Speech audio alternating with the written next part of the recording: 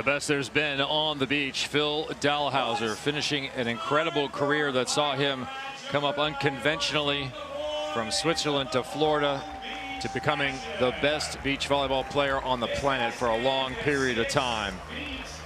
And now at 45, still winning here for the Palm Beach Passion, not far from his home down in Florida, where the Dalhausser Academy is his next step, alongside Wyatt Jen. The 6'9", 45-year-old takes the sand here in New York. The Beijing Beast, gold medalist in Beijing in 2008. Alongside Todd Rogers at the time. And Trevor Crabb with brother Taylor looking on in the background comes out of Honolulu, Hawaii. He's become synonymous with success, especially in Manhattan Beach. The sneaky legend is what I've called him. Yeah, that's a good description. There was a lot of talk the other way early on in his career, but he's become a juggernaut. And on the other side for the San Diego Smash in the blue and yellow, defending champions here in AVP League play. A beach volleyball player who retains a ton of upside potential. There is no substitute for reps, diligence, and structure have served Chase Budinger well at 6'7" and now 37, his 8th professional season in offensive force. Who will face off with Phil Dalhausser, and behind him, you want a story to love, this is your guy, a grinder, JUCO to university to the beach. Submerged in the grind, he emerged to become an Olympian. Miles Evans.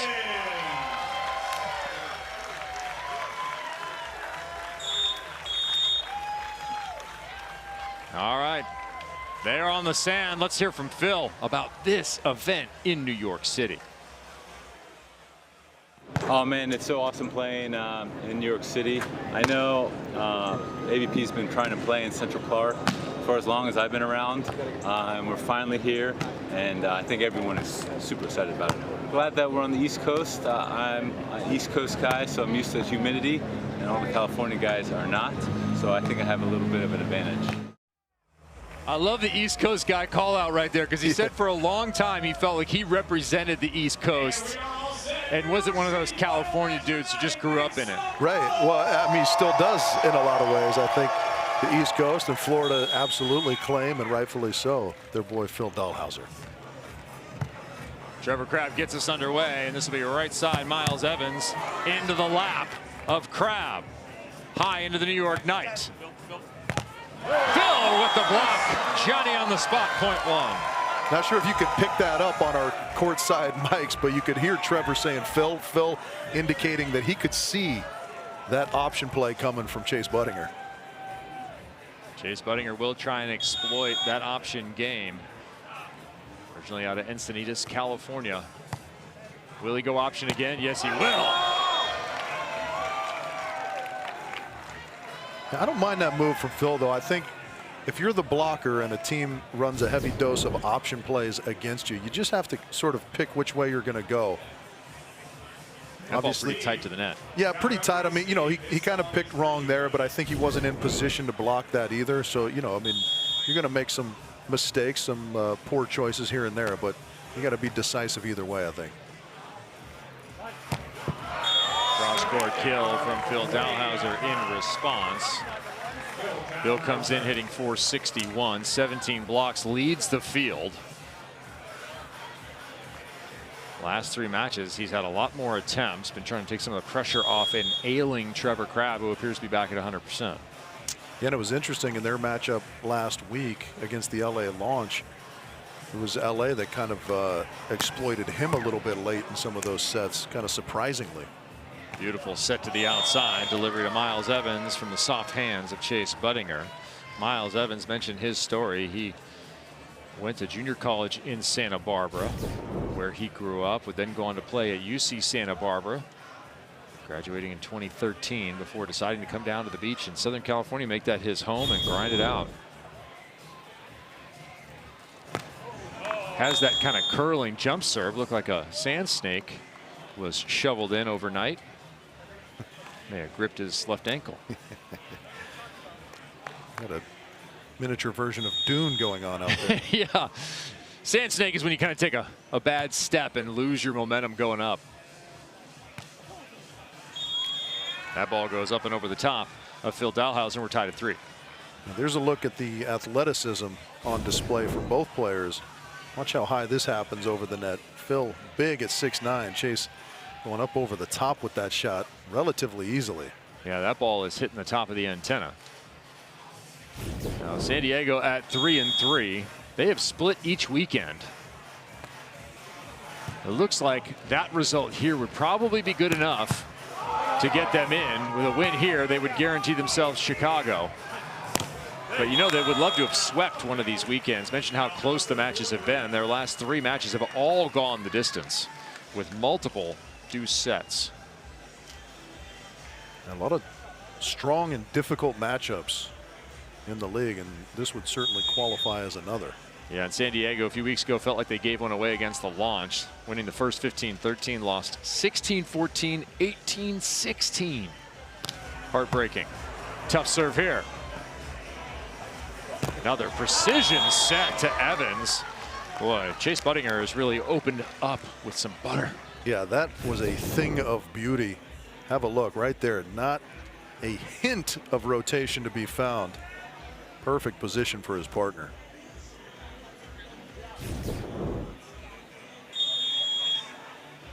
Evans, sand snake last time.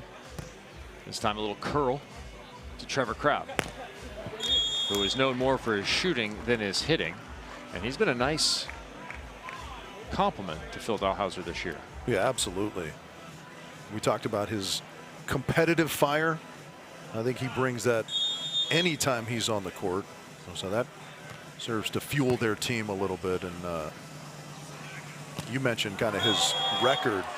He's just kind of the consummate winner at this point. He gets out there and you just expect him to come out on top of so many matches. Just such a consistent player. Yeah, and he's playing alongside the King of New York. Dalhausser has played 3 times in Brooklyn. He won twice there. 4 times in New York City. He has 3 wins. Scratching his head on that one as it knifed underneath him. I'm going to guess that statistic rings true for a lot of cities that Phil's been to. That's true. The only thing Phil's been missing is more opportunity.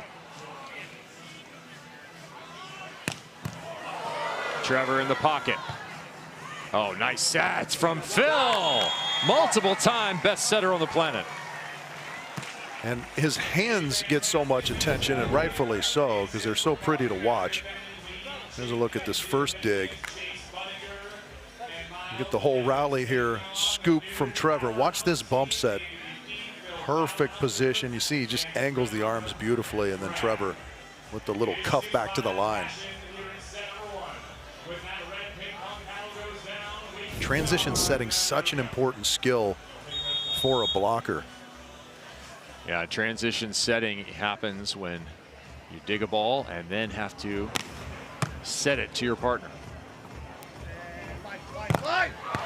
Block covered. Chase covered himself and missed. Well, that was a good looking play right to the end. Yeah.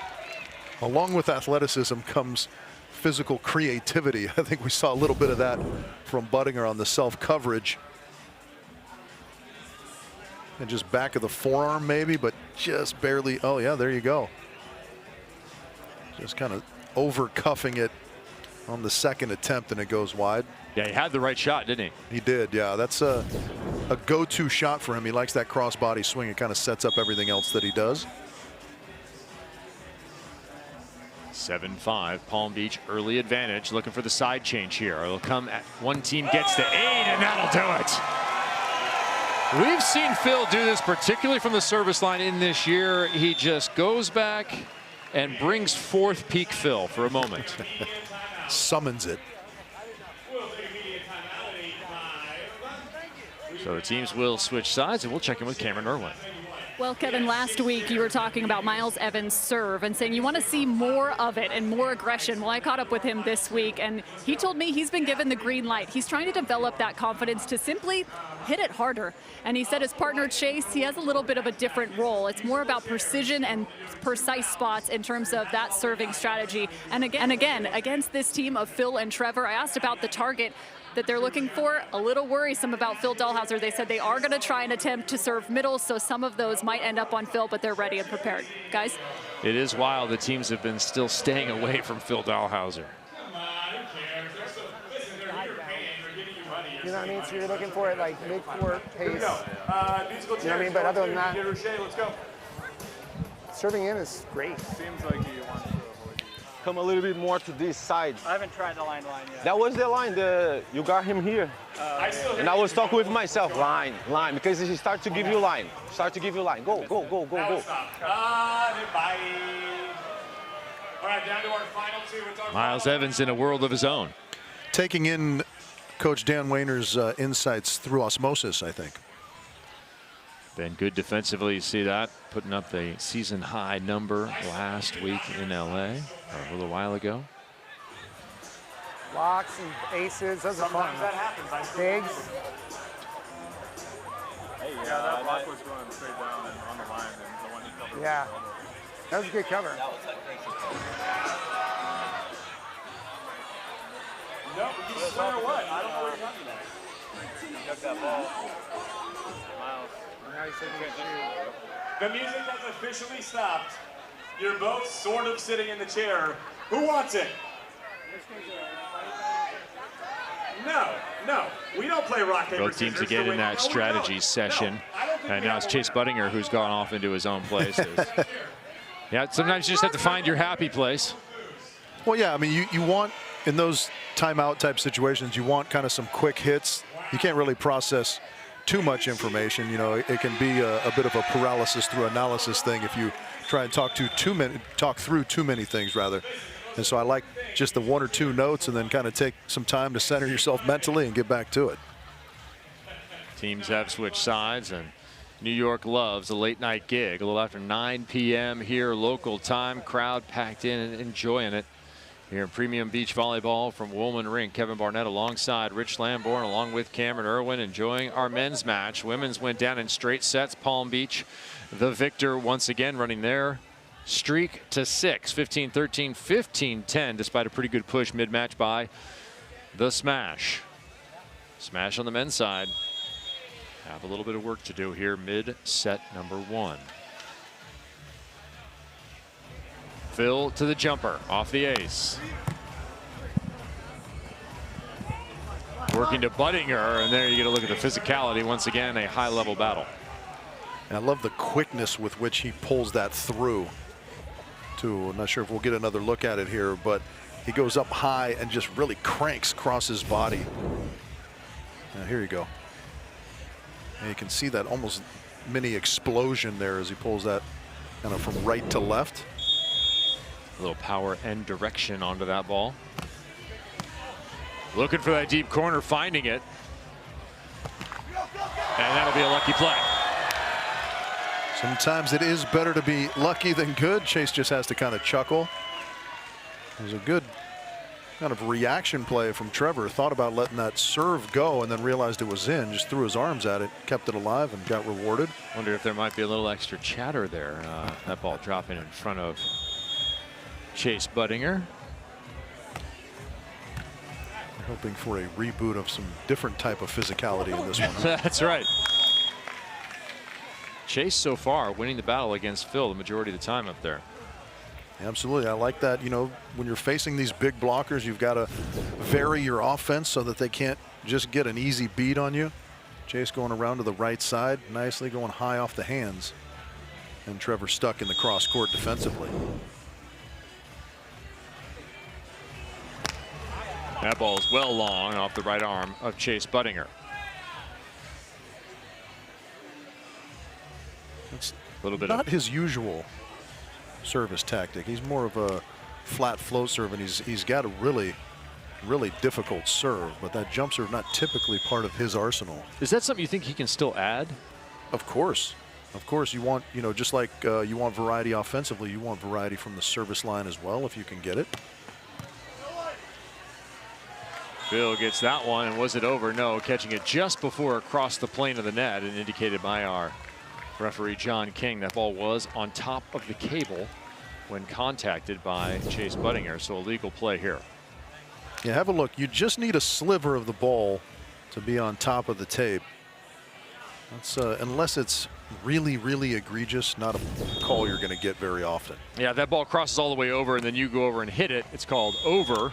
You'll see the signal from the referee, and that ball would have gone to Palm Beach instead. We stay here, trading side outs. That's not something San Diego can do. 11-8. Is it time for a big Phil block?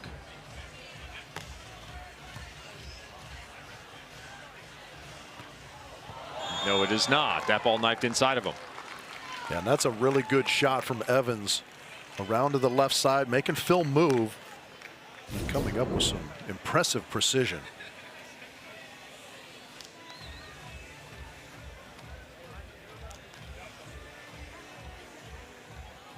Trevor Crabb unable to come up with that one. Funny, the friction between the two players that started their professional lives so similarly. Trevor Crabb playing first college basketball, then moving to volleyball. Chase Budinger, of course, famously playing college basketball, followed by pro basketball before moving back to volleyball. But both with a very successful volleyball history in their youth. And Trevor has become a winner at the level on the beach that Chase would like to attain, one would think. And Chase perhaps played the basketball career that Trevor would have liked to have attained. Yeah, both men wildly successful in their chosen pursuits. Just missing that time again. Phil up the middle.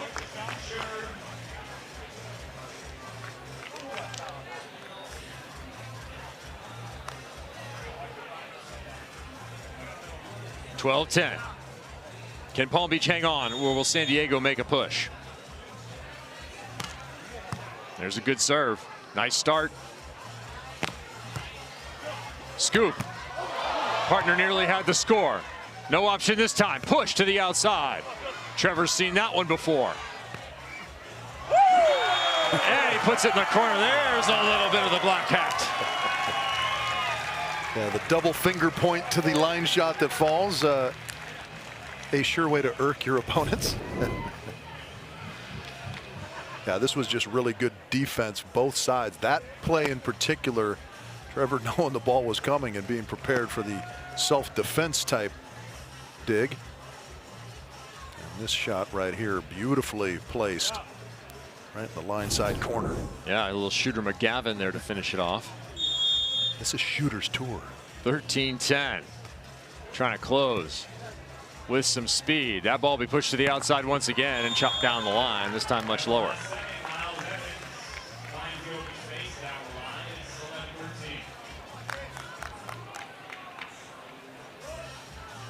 I like the offensive variety from the smash. I need to find something defensively here, of course.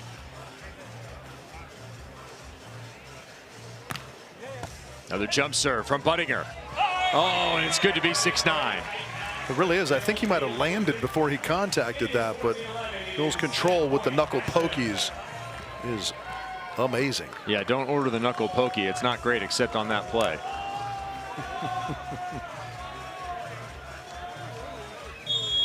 Passion 8 kills, hitting .667. They have not made an error. It has carried them to this moment. Set points.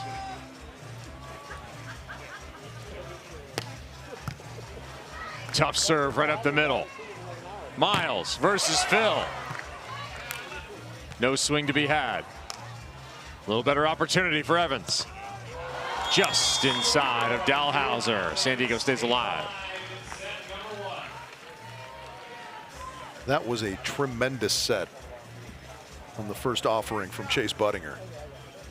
Over his shoulder, putting it up perfectly. The Palm Beach Passion created a scoring opportunity out of it, but man, we talked about bettering the ball, and Chase certainly did during that play. Second set point. It will find the crowd and a 1-0 lead for the flexing Trevor Crowd alongside Phil Dalhausser. Trevor not afraid to twist the knife a little bit. Anyone he's playing against. Well, he said there will be no reconciling. There will be no meeting of the minds after that incident. We'll just continue on and everything will be cordial. But it is 1-0 Palm Beach. It's a great Saturday night of action. Don't forget this Tuesday on NXT, the man, the myth, the legend, Hall of Famer, The Undertaker makes a special appearance. He's got a message for Trick Williams. Don't miss an all-new WWE NXT Tuesday at 8/7 Central right here on the CW. The action is furious all over the CW. We're enjoying another beautiful Saturday night. Let's check in with Cameron Irwin talking Phil Dalhausser. Yeah, well, over the course of 23 seasons, Phil Dalhausser has shaped and been shaped by the sport of professional beach volleyball. And for Phil, some of the greatest lessons actually came from his partners on the sand. Whether it was gold in Beijing or competing in back-to-back games in London alongside Todd Rogers, it was where he learned to become a professional, he told me. And then it was with Nick Lucena in back-to-back Olympic Games where he said he was charged at becoming a better teammate. Or even a stint in between with Sean Rosenthal that forced him to be more consistent. Throughout the years, these lessons and teammates brought him to, get this, a career 77% win percentage in over 1,200 matches played. For context, Rafa, Roger both finished with 82%, and they didn't even have teammates they had to work with. LeBron, 64, Kobe, 62, Jordan, 66. Safe to say, Phil is in some pretty good company, guys. Yeah, I mean, that's one of the many reasons he's the greatest to ever do it, in my opinion. 4 Olympic Games for Big Phil, and just doing it over 2 decades plus out here at the highest of levels. Yeah, changes in partner, changes in the game, changes in structure have not bothered the elite nature of Phil Dalhausser. And glad he's teaching the game and continuing on with the Dalhausser Volleyball Academy down the Orlando area. Phil making some good moves and making that possible for his next journey in the sport, giving back to what has given him a pretty wonderful opportunity. Yeah, it's not always the case that the greats of any sport are so invested in giving back to the sport that kind of put them where they are in life. So it's wonderful for the beach volleyball community, particularly in Orlando, Florida, that Phil has that in him and that great academy down there with which to do it. Set 1, San Diego had their opportunities. I don't know that anything really stood out except perhaps one number. 692. That, you got it. That is a phenomenal hitting percentage. I mean, 474 is a good number as well, but you know, those stats oftentimes are comparative in the sense that just because your number is good, if your opponent's 200 plus points in front of you, that's problematic. Yeah, that spread between your efficiency and the efficiency of your opponent is hugely critical. The single ace was actually a triple ace just through the cable and down. So haven't had a ton of other service really making a massive impact on the score. Our second set takes the sand. Crowd ready for more action, perhaps some big blocks by Phil, or maybe some more highlight reel attacks from Chase Budinger.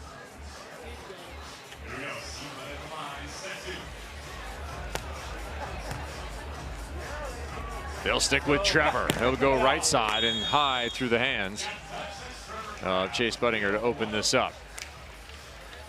Yeah, he doesn't bring the most pace out of anybody, but he just has a knack for knowing when he needs to ramp it up a little bit and when he can ease off a little bit. Well, and here's a wild thing. He has 2 aces coming into the weekend, but he only has 1 error. He's just not missing serves ever. 2 aces in his career? In this season. Do not insult the man's service game that way, Rich Lamborn. No, Trevor, very, very tactical in his service approach. And, you know, I like that combination for the Palm Beach Passion as a squad as well, because you want to free up your partner, Phil, to go after those jump serves a little bit more freely. Do you think he should be taking a little more risk? Yeah, I don't know. I think it's a Crab family attribute, because Taylor was very similar when I worked with him. didn't take a lot of risk, just kind of trusted in the defensive scheming of his team and his abilities in that arena. And I think Trevor is very similar in that approach. Yeah, last time we saw Taylor out on the sand, he actually did lace him up for a couple of jump serves. Well, it's something I know that he's been trying to expand in his game. I don't know that Trevor's actively looking to do the same. Maybe they've got a good mix here for the Palm Beach Passion. Well, Phil can light it up when he wants to. There's an option taken this time by Miles Evans off the pass of his partner. Now, Phil has a great serve, but Miles Evans and Chase Budding are both excellent in service reception. So especially when the ball kind of right into the lap of Chase Buddinger, he's going to control that much more often than he doesn't. Good win last time out Los Angeles and our last event against Schulk and Shaw for the San Diego Smash, defeating the Los Angeles, pardon me, the Miami Mayhem 15-11, 15-13 in the second and third sets. Miles hit 185, but it was Chase who was 6 for 6 in the third set and hit 737 overall. He's had a hard time getting to those numbers here. Yeah, those are pretty extraordinary numbers, and one of the reasons you don't see Chase necessarily getting too many serves. Of course, he'll get one here. Yeah. And you see why people stick to his partner.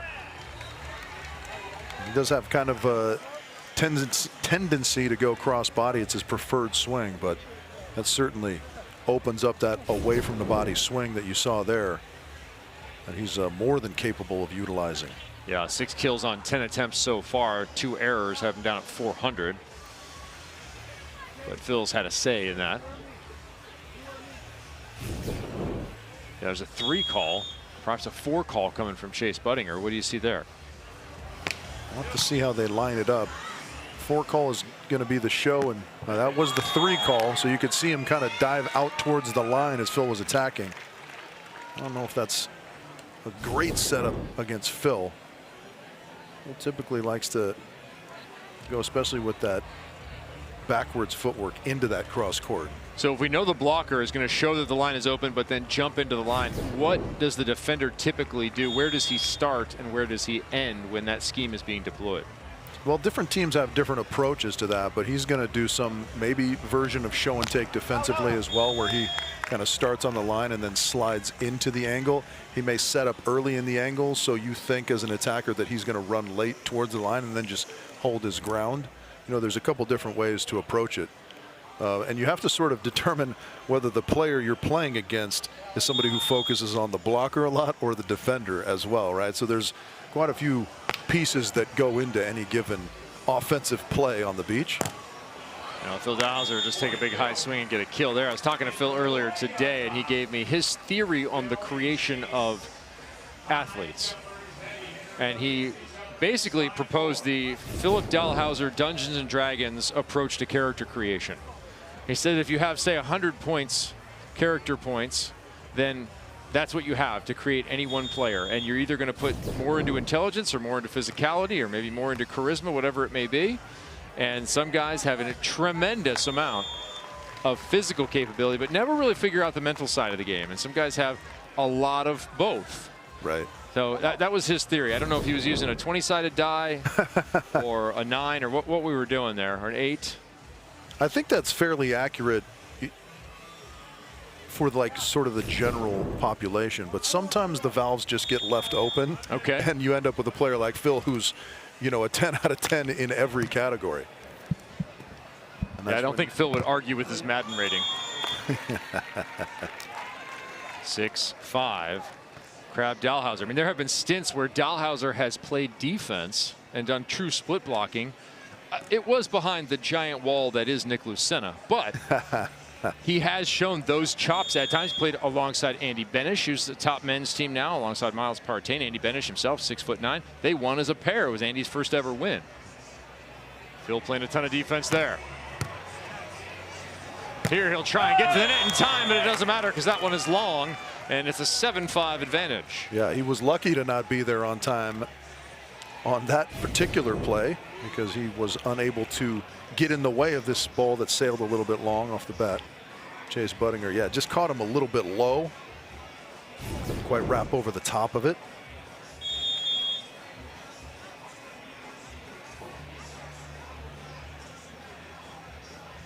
First 2-point lead of the set. And that evaporates there. So Chase back to serve. We've seen a jump serve out of him a couple times. Or will he set up for his float? Looks like he's going to go to that 2-footed jump float. Yeah, I like this. He's really capable of putting a lot of pressure on teams with this serve. That one a little bit too straight at Trevor for my liking, but it may work out for him. And it does via his partner's scoop and score. Miles Evans trying to be the king of New York. Yeah, really great play by Chase out of the net as well. Good scoop from Miles. It kind of goes right into the netting, and the key here is making sure you get low. Have a look. Dig into the net. Chase down low so he can get underneath it and gets it up just high enough that Phil can't quite control with the knuckle. Yeah, quick reaction there from Miles Evans. They do run that fast offense. Miles ready to be available in a short period of time. 9 kills, no errors. Nice offensive rebound for Evans. Can't control that one. And subsequently, Palm Beach scores it. A little slide move for Phil, and it's 8-7 on the side change. Yeah, as great as the previous play was, that one was just a little bit sloppy from the San Diego smash. That ball's right in Miles's lap. He's a little upset with himself, as you can see. Yeah, he's shaking his head. Let's check in with Cameron Irwin here on the change.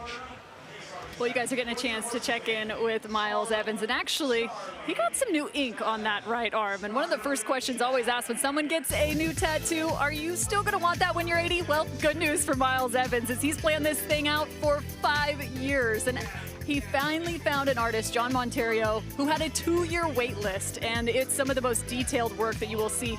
The only catch to being able to move up to the wait list, well, he had to go to Brazil. He got this done in 6 months' time. It was 35 hours in 3 days, and it is the life cycle of the universe. And it's all about destructive forces creating new beginnings, according to Miles. In essence, sometimes things must fall apart to fall into place. And again, the detail work is just amazing. He said people's reaction has been one of the coolest aspects to getting it. It is his first tattoo, but definitely not his last. He picked up his Olympic rings, of course. That was in Manhattan Beach last season after, of course, their Olympic berth in Paris. He says, well, we may be done for a little while with the tattoos, guys. Way to go, Miles. All in. Full send on the first one. Yeah, and you're getting into, I don't know if we call it astrophysics, but the destruction and creation of the universe and so forth. I got Prometheus vibes from that one, personally. Don't drink what looks like caviar while standing on a waterfall. Yeah, here or there. Yeah. And if he hits, that's all good. And now, I've got just a few medium-sized balls left. Again, kind of a quiet box here for the San Diego Smash, and on the other side as well, Crab and Dahlhauser kind of splitting the action in terms of offense. Yeah, they've got, you know, friend Matt Heath in their booth, so I don't know that there's going to be tremendous amounts of insight, you know, as that's not sort of their typical coach. They don't actually get to spend a ton of time training with one another. So they're both a little quiet by nature, too. Yeah. I would agree with that. Less is more kind of a vibe on the Palm Beach Passion. I would say definite contrast to what we saw if you were with us earlier for the women's match. And Brandy and Mel, very vocal, very demonstrative, kind of loud and fun. Contrast here, but the excellence the same, as Palm Beach has won all the sets here. 2 on the women's side and the first on the men's versus San Diego. There it is, into the net, scooped in. And shot over. Trevor's not going to like that. What's the rule here? The rule is your shoulders have to be square to where you set the ball over the net. I think Trevor's going to dislike it because it goes against his team, but let's see if we get a good look at it. It might be hard on this side camera to tell if his, yeah, I mean, there wasn't really a noticeable shift in the shoulders, did you think? Have a look. Yeah, I mean, there's always a little bit of a turn, couple degrees perhaps, but that's a clean play. See, clearly Miles think that's fair. I'm good with it from here. If I was out there, no. Yeah. Never. Well, you're never okay with any call that goes against you when you're on the sand. That's the best way to respond right there. Trevor Crabb with the immediate kill, a 4-time Manhattan Beach Open champion. One alongside Reed Pretty, one with Tri-Born, putting him in the record books. And come hell, high water, aliens or zombies, those plaques will be on the pier. Yeah, you hope the zombies don't have some proclivity for pier plaques. Eating bronze plaques. That would be a weird science fiction. I don't know. Phil Dalhausser might want to roll a 50-sided die for that one. 9-9. Anything could happen here in the next 6 points. Kevin reminding us he didn't play outside a lot as a kid.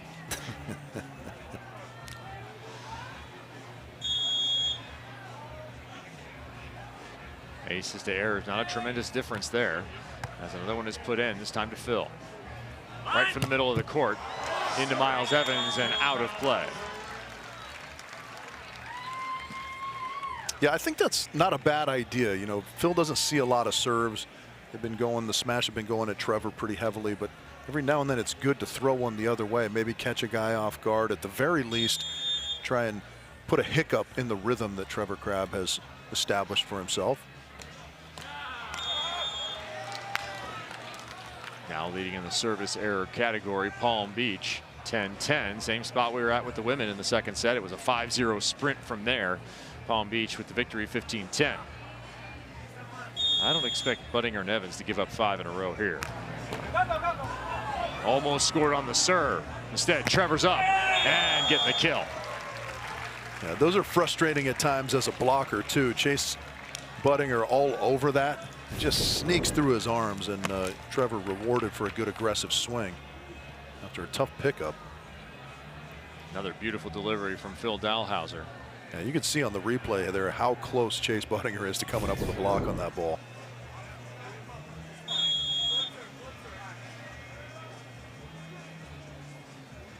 Phil will go to the float. And Chase will avoid the net, both top and bottom, to score that one.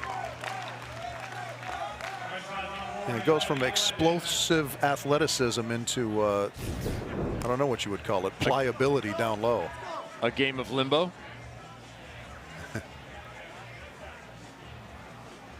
Little fan perspective there, enjoying the action courtside. Standing O from our gal in the front row right there. Loved it. French fries on the board. Still a torrid pace offensively for Palm Beach. Phil will get in on the on-2 action there against the Chase Budinger jump serve.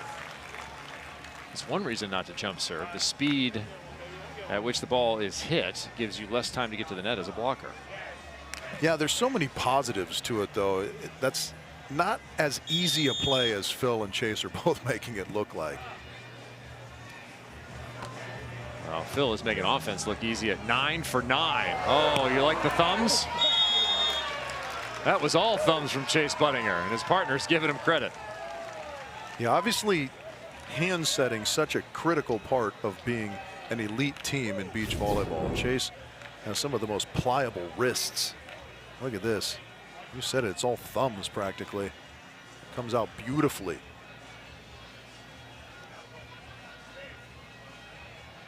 You can get called for a double contact or a lift there, and neither enforced on Chase Budinger, rightfully so. There's some chatter. Well, this is kind of the business end of this set and perhaps this match as the Palm Beach Passion creep towards the finish line. So you can bet Trevor Crabb's going to ramp up the chatter. Phil with a couple little secrets, talking blocking and defense strategy. Looked like a 4 and a 3 there. So a little show and take here.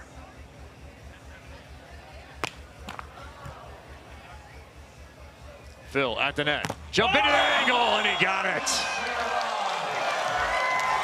Big left hand from the Beijing Beast.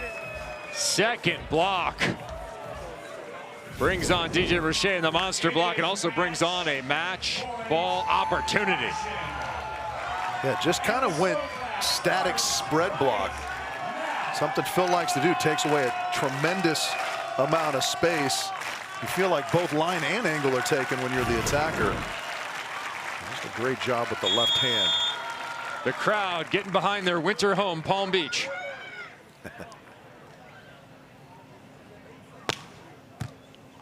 Buttinger again, option taken away! Back to finish. It wasn't a 5-0 run, Kev, but it was a 5-2 run, and a flurry of blocks from Big Phil close it out.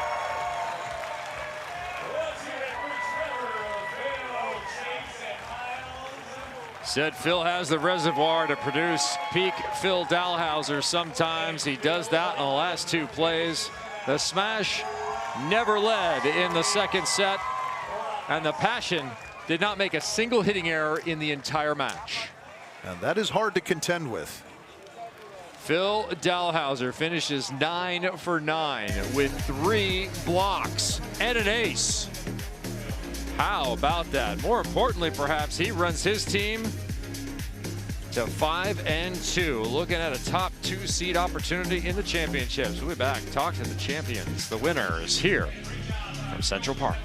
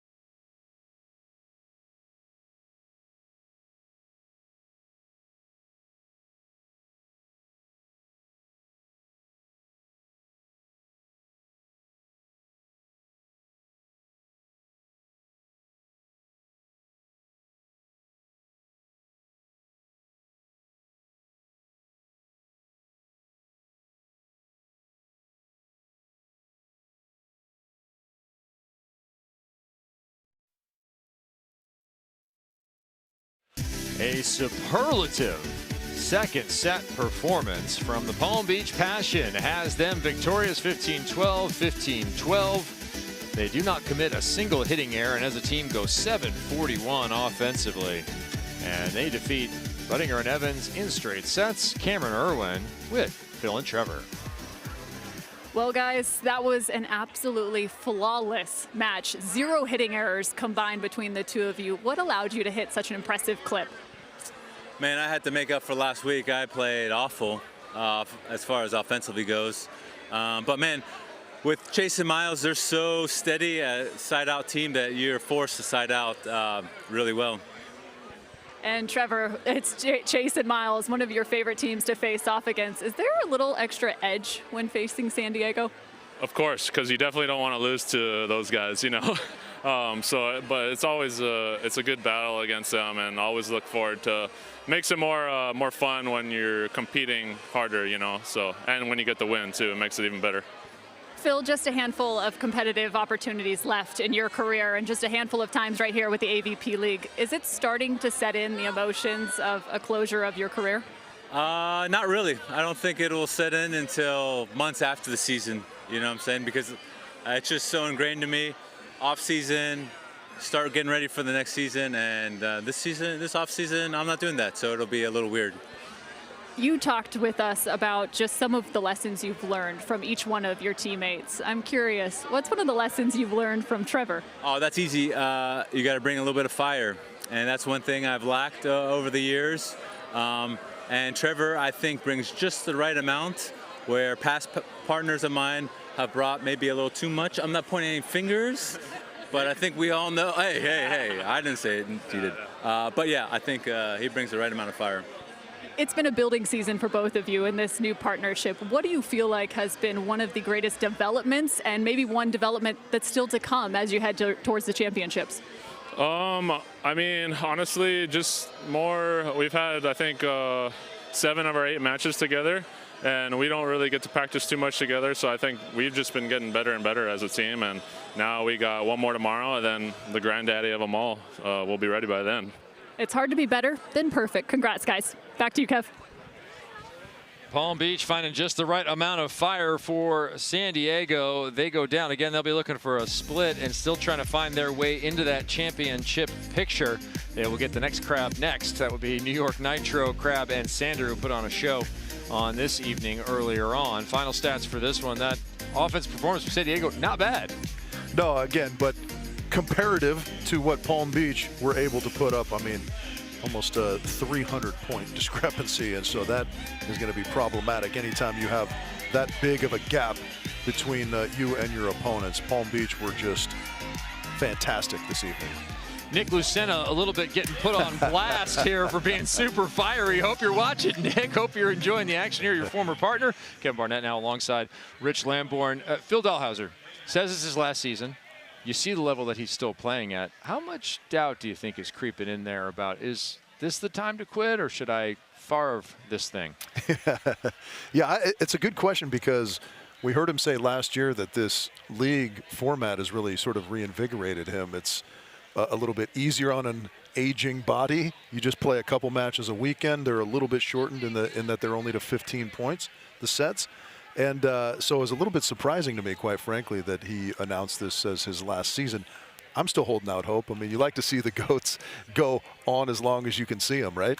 There was a little bit of firestorm when they got the wild card to be into AVP League play. They have erased any of those doubts as they continue to be quite dominant now at 5-2.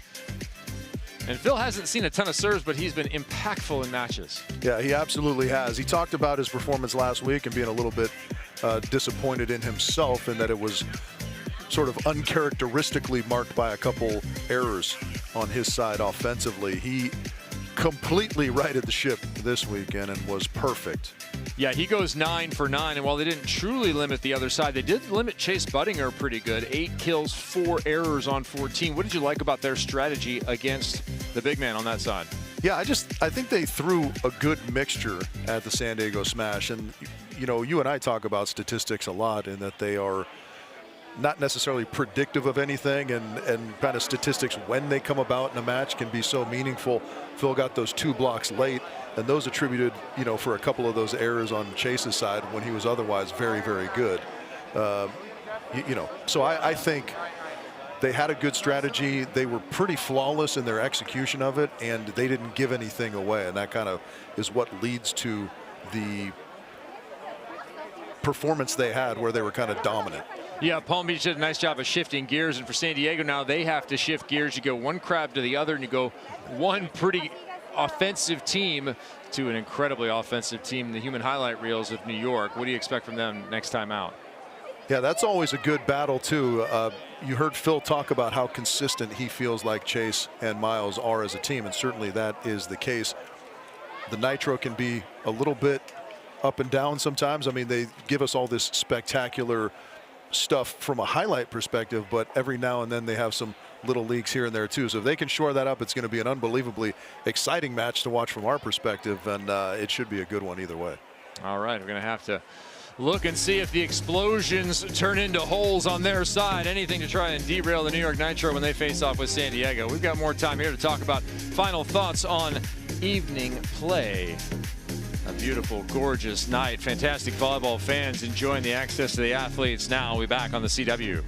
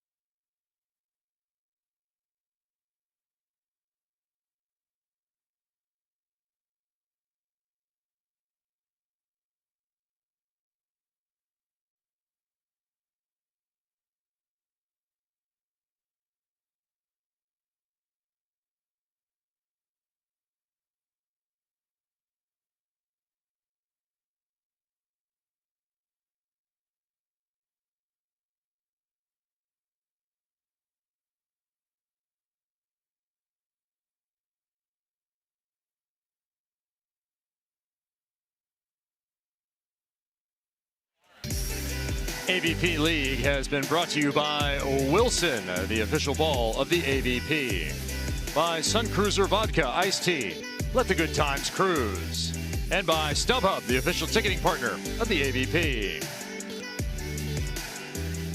Welcome back to Woolman Rink. Kevin Barnett alongside Rich Lamborn. Cameron Irwin, let's bring her into the picture here. She is still courtside as we've enjoyed an incredible evening of action. Cameron, what's been your perspective being down on the sand for these last two matches that maybe wasn't apparent if you weren't there? I think one of the biggest things that you notice is just the elevation of play, and it truly has been a learning process, right? We learned about the league in 2024 and just bringing these venues to different locations, getting this jumpy sand, reducing the sets to 15 points, and we knew physicality was going to pay out. Now in 2025, we're really seeing that come to fruition. I loved watching the New York Nitro men and what they were able to do playing free. You also saw that on the women's side, even though they didn't pick up the win, but it was an impressive performance to say the least, and physicality continues to pay out. Guys. All right, let's take it back to the beginning part of the evening. We'll go back to Austin, taking on the side of Quiggle and Rice. That would be New York. Brasher and Nuss, top U.S. women's team, undefeated. They remain so, Rich. They remain so, but they had their hands full for a long time in this one. The New York Nitro, Megan Rice, Corinne Quiggle got out to a great start, took that first set on the strength of, as Cameron detailed, some impressive physicality. Getting some Austin Aces highlights here, but there were plenty to be had on the New York Nitro side as well. Yeah, this one would go into 3 sets, but pretty dominant as the locomotive got started there for the Austin Aces. And Kristen Nuss continues to show her physical prowess, just 5'6", able to get up and over the net, and her partner doing an outstanding job. I don't think she lost a joust or moment on top of the cable.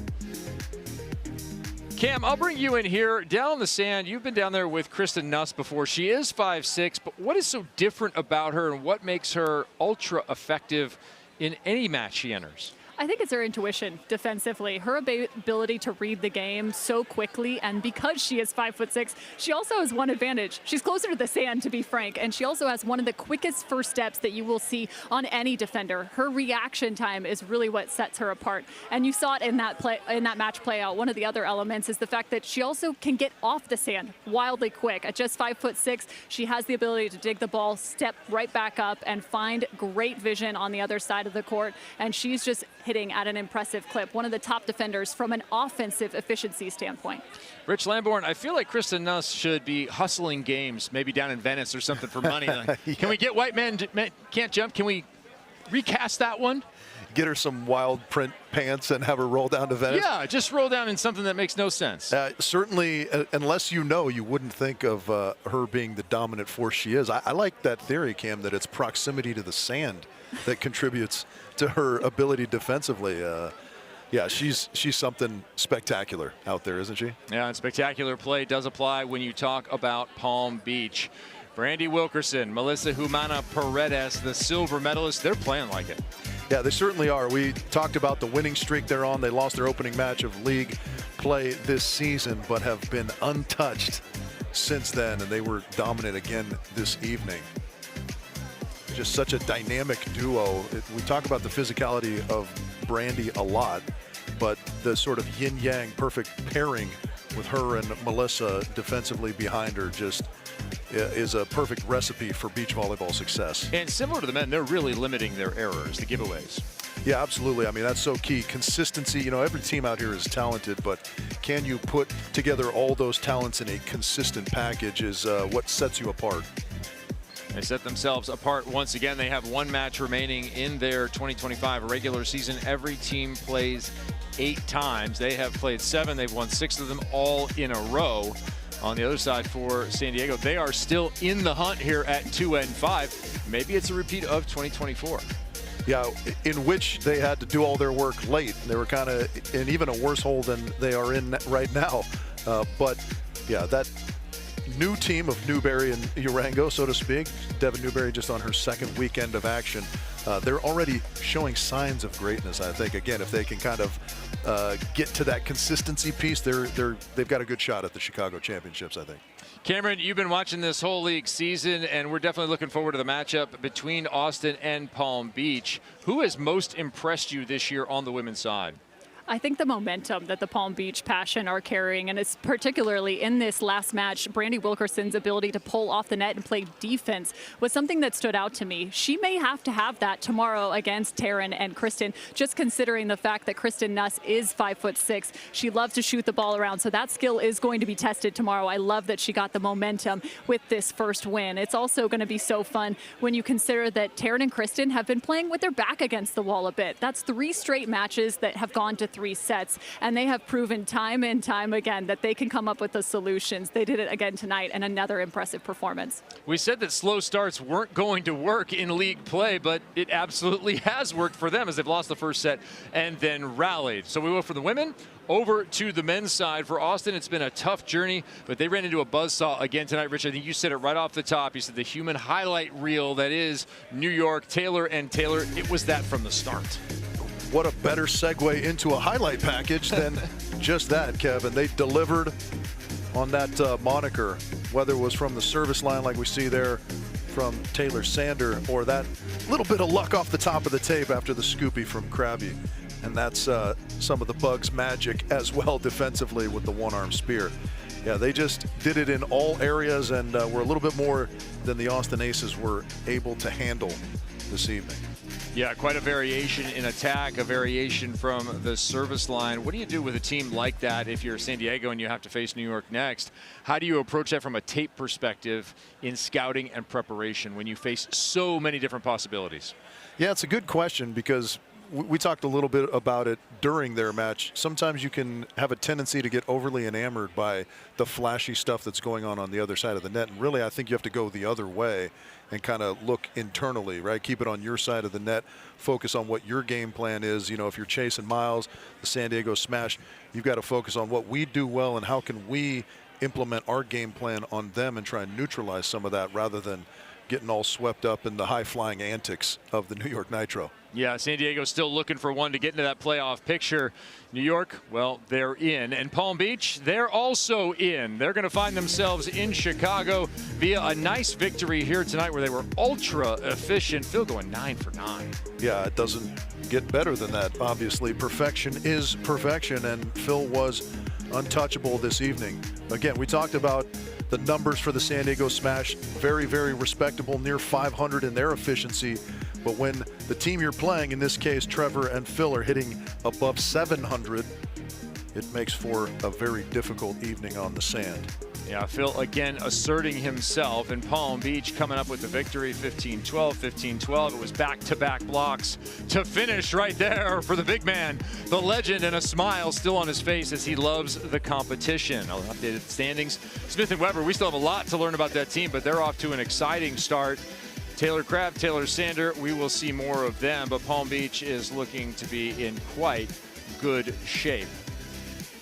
Cameron, we talked to Phil and we talked to Trevor coming into the season. Trevor said that it was really cool playing with Phil because they were talking a lot about motivation at this point in their careers, and Phil's a little further down. What do you think has been the motivation for Phil? We saw a little bit tonight. He's still having a good time. Well, if there's one thing we've learned about Trevor Crabb, it's that when he guarantees something, it typically comes to fruition. And this team has clear-cut goals. It's Chicago, and it's also the Manhattan Beach title. And I think once they know that's the direction they're going, they have continued to build upon performance after performance. So Palm Beach is really a team to beat. Yeah, they're still doing the winning. If you're playing with Phil Dahlhauser, it has turned into a really nice pairing and a fantastic night of volleyball here in CW. It's been a fantastic time for us to enjoy the play, and we're loving the AVP League in 2025. Here on CW Saturday evenings, the crowd was in, the sand was hot, and the lights burned bright for some of the biggest stars in the game. Devin Newberry. These teams did a little scouting and came up gold against her this time, but she'll be back for more, and so will we. Thanks for being with us for our entire crew here in New York City, and my partners, Rich Lamborn and Cameron Irwin. I'm Kevin Barnett saying good night and congratulations, Palm Beach.